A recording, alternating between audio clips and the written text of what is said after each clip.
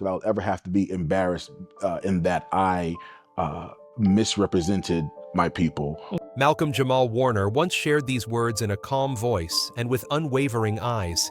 It was not merely a declaration of his career, but a testament to how he wished to be remembered as an artist who lived fully without regret, without blemish. Yet when the shocking news of Warner's sudden death at the age of 54 in Costa Rica broke out, the world was stunned.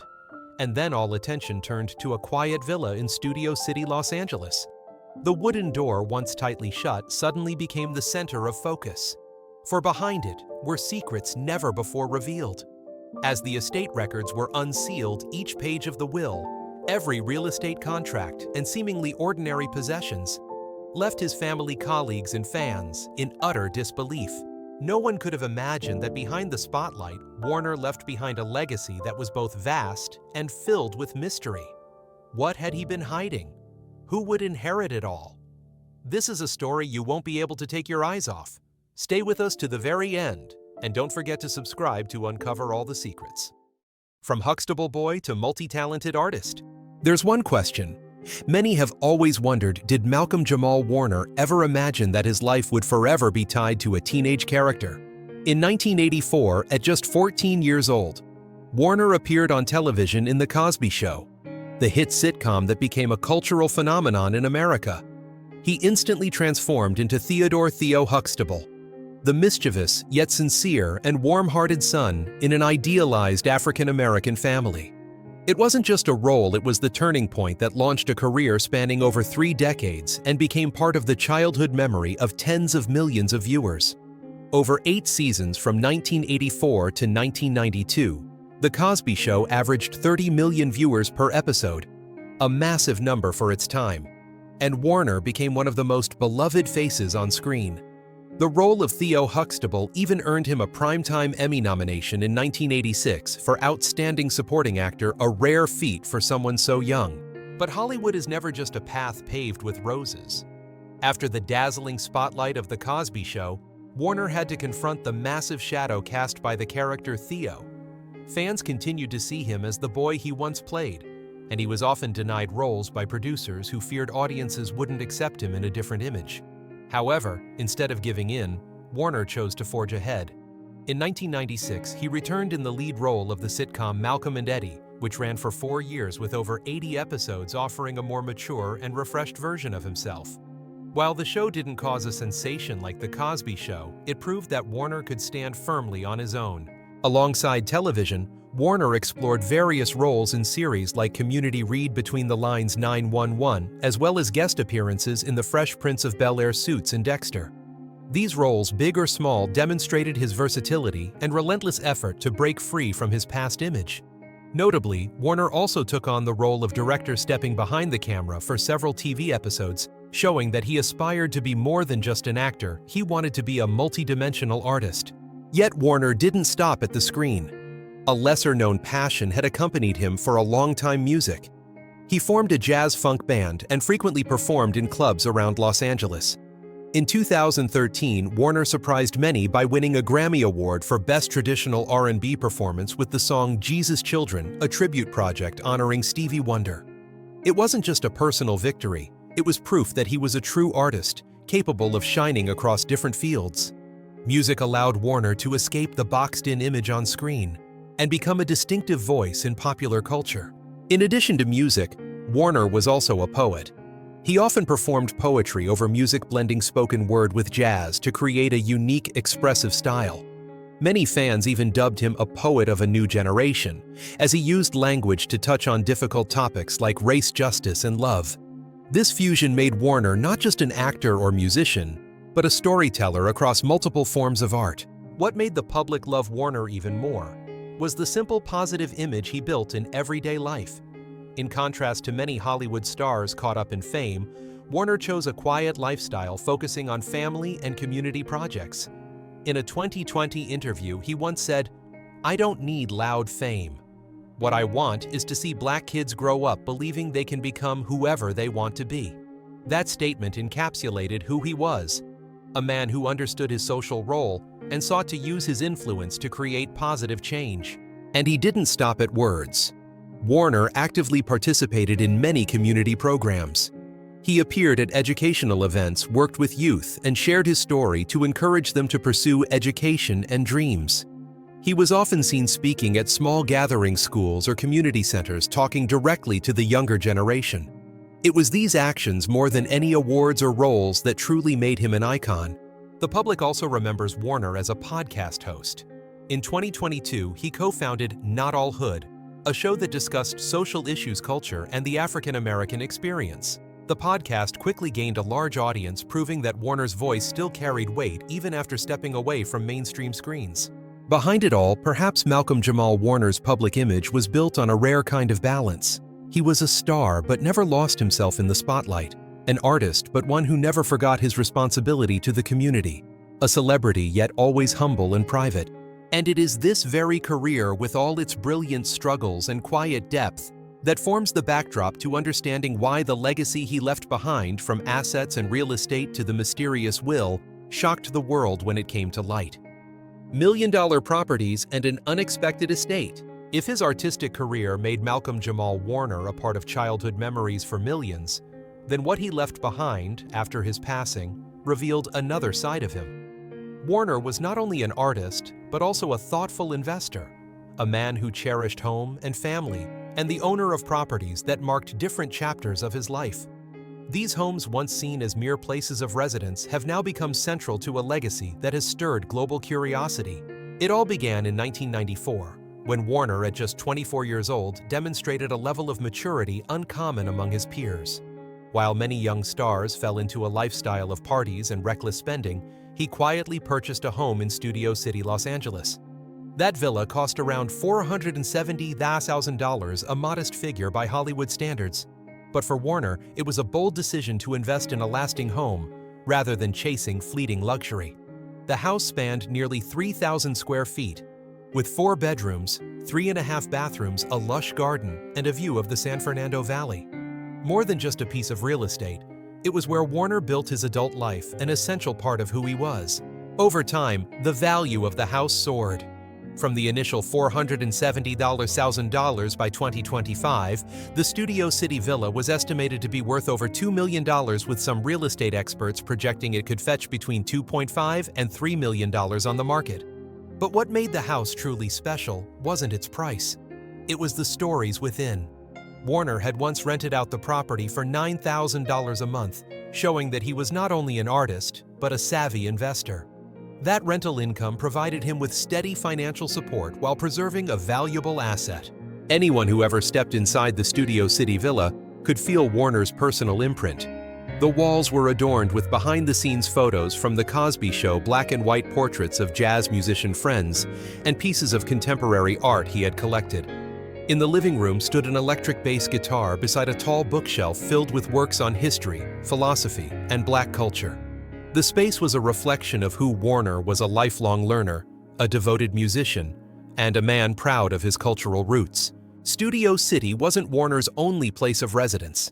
For many years, he also spent time living in Atlanta, Georgia, a city with a large black community and a vibrant artistic scene. While there are few concrete details about any property he may have owned there, close friends recalled Warner's fondness for Atlanta's warm, laid-back pace of life, a place where he could work in the entertainment industry while enjoying time with his family. Some unofficial sources even claimed he considered buying a home there to settle down with his wife and daughter, though official documents confirmed that the Los Angeles home remained the centerpiece of his real estate holdings. Beyond real estate, Warner also left behind valuable personal possessions, objects more meaningful in spirit than in monetary terms. It's said that he owned a collection of musical instruments, guitars, basses, drums, many of which were gifts from fellow musicians after collaborations. In his small studio at Studio City, his instruments still bore scratches from late-night practice sessions. These weren't just tools, they were witnesses to his burning passion for music. He also possessed an extensive book collection primarily centered on history, culture, and the arts. Many volumes were heavily annotated and underlined, showing that Warner was a deep reader, reflective, and constantly seeking knowledge.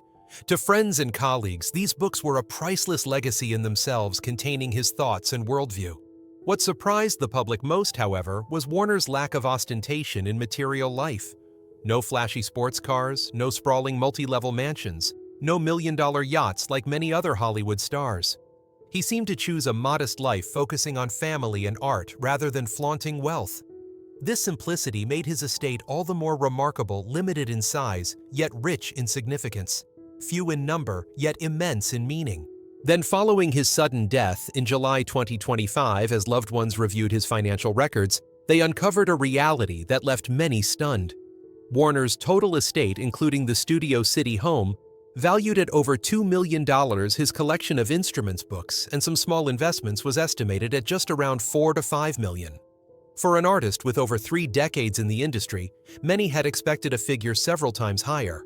But this truth reflected who Warner truly was, a man who lived simply spending more on family and community than on amassing wealth. A major question remains beyond the house and tangible assets.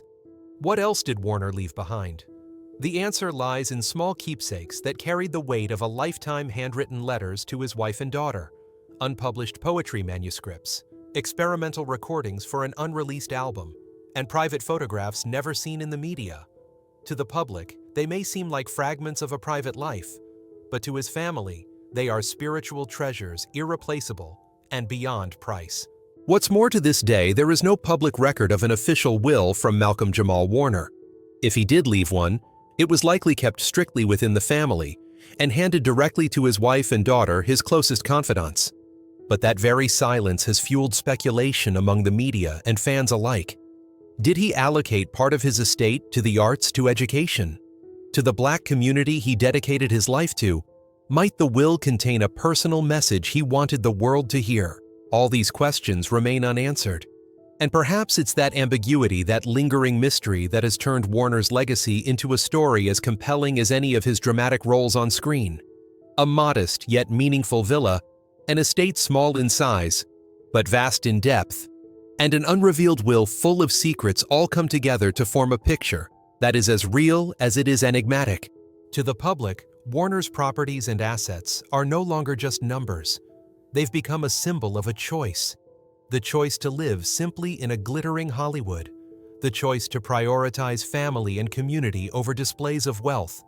And the choice to leave behind a spiritual legacy, more valuable than any fortune.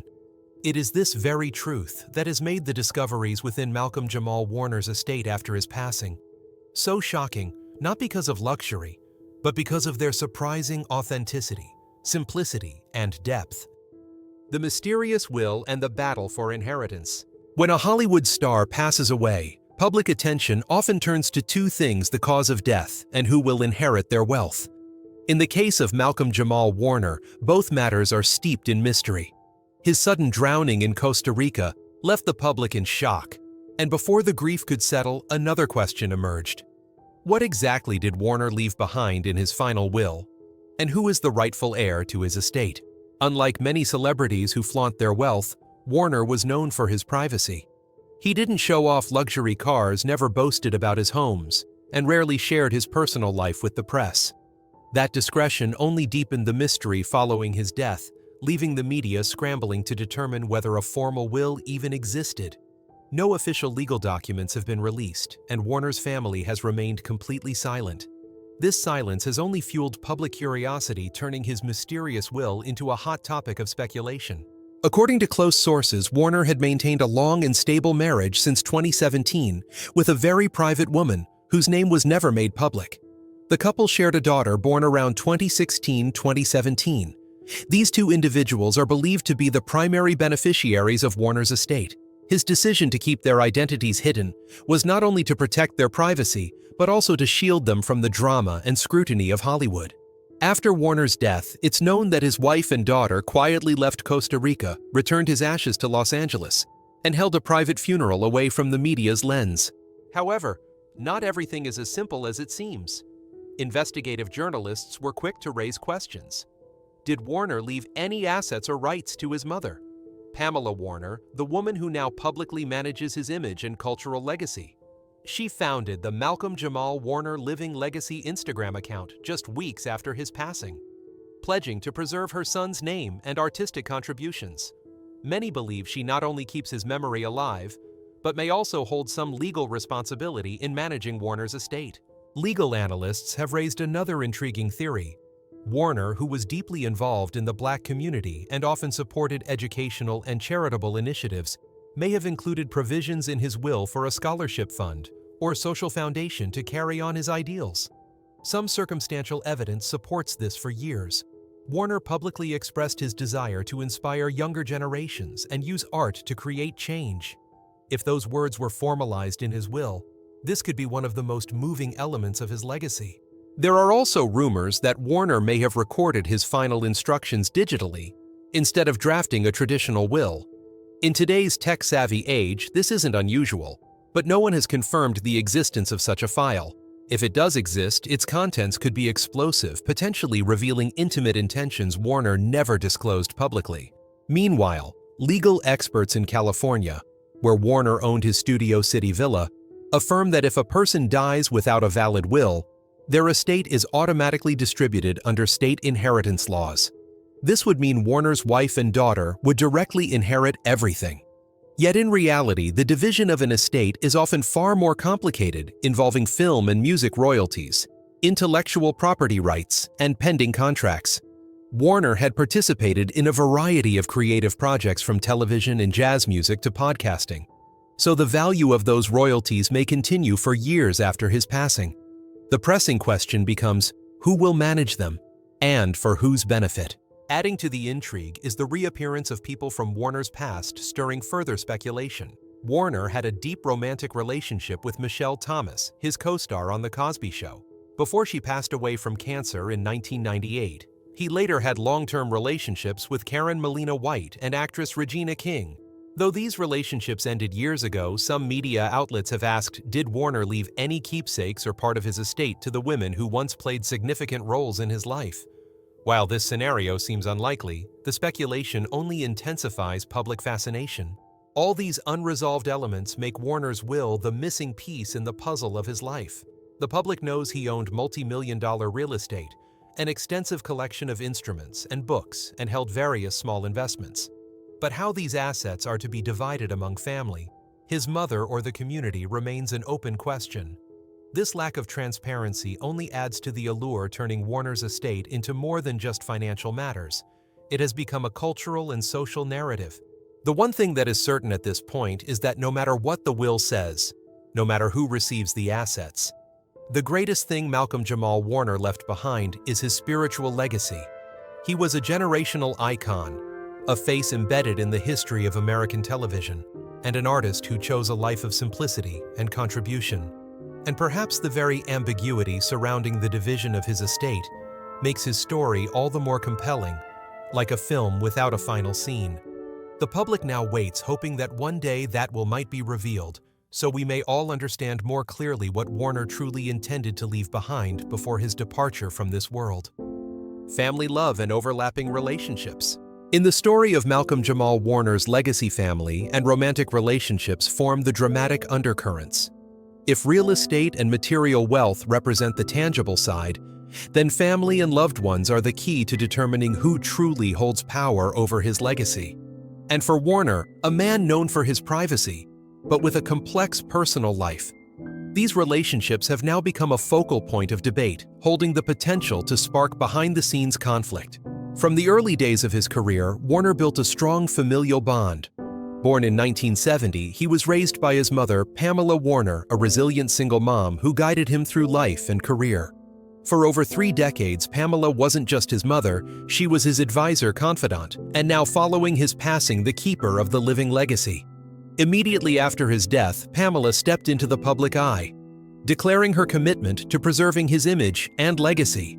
She created the Instagram account, Malcolm-Jamal Warner Living Legacy, which quickly became a digital archive of photos, memories, and heartfelt reflections.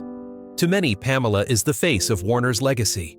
But at the same time, some believe her swift move to manage his public image may conflict with the legal rights of Warner's wife and daughter. A parallel dynamic has emerged between symbolic authority and legal inheritance. While Warner's relationship with his mother was deeply rooted, his romantic life was far more complicated. His first publicly known and most famous relationship was with Michelle Thomas, his Cosby Show co-star, who played Justine Theo Huxtable's girlfriend. The two were together for years, and their real-life love story gave fans the sense that television had stepped into reality. But fate was cruel in 1998. Michelle died of stomach cancer at just 30 years old. Warner was only 28 at the time, and her death left a profound scar on his soul. He once admitted it was a pain that never truly faded, a memory that made him cautious in future relationships. Within the narrative of his legacy, that romance remains a moving chapter and raises the question, did Warner preserve keepsakes related to Michelle? Did he intend to include them in his legacy as a tribute? After that tragic loss, Warner went on to have long-term relationships. He dated actress Karen Melina White for over 7 years. Though they eventually separated, they remained close friends and were occasionally seen together at events. Karen never revealed much publicly, but many believe she may have been given personal mementos or keepsakes in Warner's estate. Another widely discussed relationship was with actress Regina King, the future Oscar winner. The pair went public around 2011 and split in 2013. Though brief, their relationship drew intense media interest due to King's high profile. To this day, some tabloids continue to speculate. Did Warner leave anything behind connected to King realistically? This seems unlikely as the breakup was amicable. But the allure of their names keeps the rumors alive. The most pivotal turn in Warner's private life came with his secret marriage in 2017. Unlike his previous public relationships, this time, he chose to conceal his wife's identity. The only known detail is that they had a daughter together, born around 2016-2017. To this day, neither the wife's nor daughter's name has been publicly disclosed. Warner fiercely protected their privacy, never sharing his daughter's image online, never appearing on red carpets with his wife. That silence only deepens public curiosity. Who is this woman? And where does Warner's daughter stand in the story of his legacy? According to California inheritance laws, Warner's wife and daughter are the default legal heirs. Yet the complex dynamic with his mother, Pamela Warner, combined with his deep past connections, creates a multi-layered picture. Even a small clause in his will, leaving part of his estate to his mother, or establishing a charity in Michelle Thomas's name, could spark controversy. These speculations have made Warner's legacy a hot topic, not only in the press, but also across fan forums. What stands out is Warner's strong belief in family.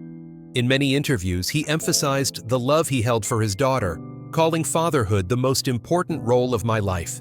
For that reason, many believe his daughter is likely at the heart of his will, not only in terms of inheritance, but also in artistic ownership, music rights, unpublished notes, creative works. If true, this young girl will hold the future of Warner's legacy, an enormous responsibility, and one that no one yet knows how the family plans to navigate. Meanwhile, the media continues to revisit his past relationships, evoking romantic chapters imprinted on Warner's life. Michelle Thomas's name resurfaces frequently, like a shadow that never fades. Regina King, Karen Melina White, and other close colleagues have also become part of the conversation. But regardless of who once crossed his path, one truth stands out. His core family, his wife and daughter, and his mother Pamela are the central figures in this inheritance narrative. And the relationships between them, 3 generations of women linked to a man now gone, may become flashpoints for potential conflict. Looking at the full picture, Warner's personal life, seemingly serene, was layered with hidden tides. From the tragic love with Michelle, to long but unfulfilled relationships, to a secret marriage and sacred bond with his mother. All of it creates a complex web that directly influences how his legacy will be divided. And because the official will has yet to surface, each relationship becomes a potential suspect in the public's imagination, who will be named in Malcolm-Jamal Warner's final words. That question still lingers, generating a pull as captivating as any dramatic role Warner ever played. And like the episodes that kept audiences on edge, the public continues to follow every move made by the Warner family, waiting to see how the truth will finally come to light. The shocking reactions. Following a sudden death. On July 31, 2025, when news broke that Malcolm-Jamal Warner had drowned in Costa Rica, all of Hollywood fell silent. A star tied to the childhood memories of millions was gone. At 54, too soon for his unfinished plans to ever be realized. Yet what shook the public even more than his passing was the way his family, colleagues, and fans responded. Emotional fragments that intertwined grief, confusion, and a deeper recognition of the legacy Warner left behind. His family especially. His mother, Pamela Warner, was the first to speak out. In a statement sent to the press, she wrote that her son had passed peacefully without pain and had fulfilled his purpose in this life.